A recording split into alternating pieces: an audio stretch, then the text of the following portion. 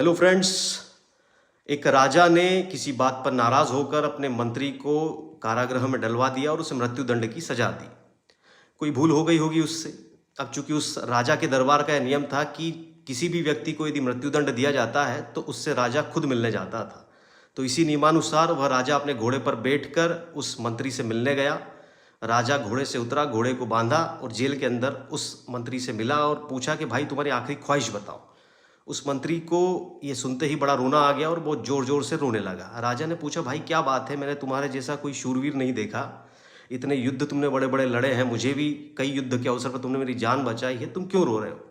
मंत्री ने कहा कि मैं अपनी मौत के कारण नहीं रो रहा हूँ राजा साहब, मैं इस घोड़े के कारण रो रहा हूँ क्योंकि यह एक विशेष जाति का घोड़ा है और मैंने सीखा था गुरु जी से कि इस विशेष जाति के घोड़े को तुम उड़ना सिखा सकते हो। सम्राट को लालच आया, उसने पूछा कि अच्छा इस घोड़े को उड़ाने में तुमको कितने साल लगेंगे? मंत्री ने कहा कि 1 साल के अंदर ये घोड़ा उड़ने लगेगा।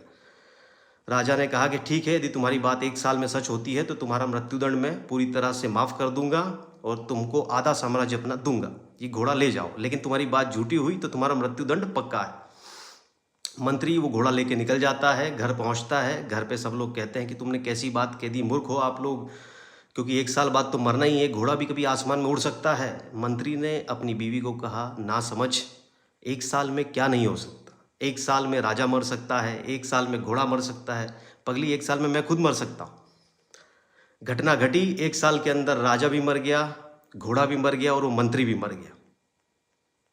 हमारा जीवन भी एक पानी की धार की तरह है और हम अपने पैर अड़ाकर पूरी ताकत से उस पानी को रोकने की कोशिश करते हैं कि पानी रुक जाएगा, लेकिन ये नहीं रुकता है। हम खुद को अपवाद सिद्ध करने की कोशिश करते हैं, लेकिन ऐसा होता नहीं है।